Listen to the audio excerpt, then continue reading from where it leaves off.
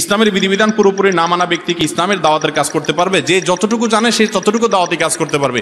পুরোপুরি ইসলামের বিধান কেউ মানতে পারে না, আমরা চেষ্টা করি সবাই, অতএব দাওয়াতি কাজ করতে পারবে। যদি বলেন যে 100% মানতে হবে, তাহলে কেউ দাওয়াতি কাজ করতে পারবে না।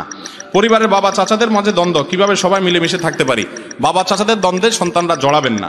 বিয়ের কাবিন করার সময় দেখা যায় যে মেয়ের সাথে আলোচনা না করে ঠিক করা হয়, দেন মোহর কত হবে, এটা কতটা সঠিক?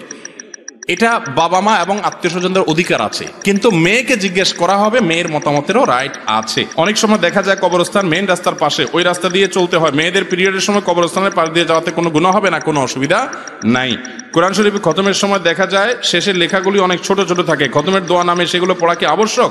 সেক্ষেত্রে পড়াশোনা ভুল হওয়ার সম্ভাবনা থাকলে করণীয় কি? খতম শেষে কোরআন পড়ে শেষ করলে কোনো দোয়া পড়ার কথা নবী সাল্লাল্লাহু আলাইহি ওয়াসাল্লাম শিক্ষা দেন নাই, এরকম কোনো দোয়া নাই। তবে হ্যাঁ, কিছু দোয়া আছে বিভিন্ন সালাফ থেকে বর্ণিত আছে, সেগুলো চাইলে কেউ পড়তে পারেন, তবে সুন্নাহ দ্বারা, নবী সাল্লাল্লাহু আলাইহি ওয়াসাল্লাম সুন্নাহ থেকে সাব্যস্ত নয়। মেয়েদের সৌন্দর্য বৃদ্ধির জন্য যে ক্রিম বা অন্যান্য হার্বাল প্রোডাক্ট ব্যবহার করা হয়, এটা কি ইসলামে জায়েজ আছে?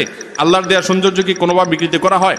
হার্বাল ক্রিম দিলে কি সৌন্দর্য বিকৃত হয়ে যায়, কালো মানুষ সাদা হয়ে যায়? তো অসুবিধা কি? কোনো অসুবিধা নেই। এগুলা বেশিরভাগই তো বোগাস, বেশিরভাগই কি বোগাস। আর যদি একটু আপনার চেহারার মধ্যে উজ্জ্বলতাও আসে, এর কারণে আল্লাহ সৃষ্টিতে বিকৃত হয় না, গুনাহ হবে না।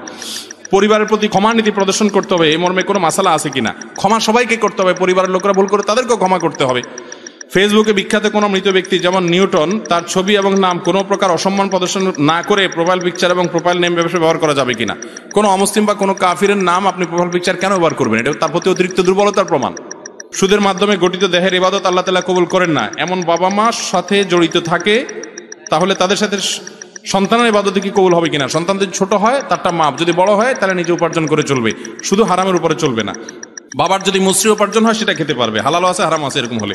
মহিলারা টাকনুর উপরে কাপড় পরিধান করে, সেক্ষেত্রে অভিভাবকদের করণীয় কি? তাদেরকে বুঝাবে যে বাহিরে পরপুরুষের সামনে গেলে টাকনুর নিচে পড়বে, বাসায় পড়তে পারে টাকনুর উপর, অসুবিধা নেই।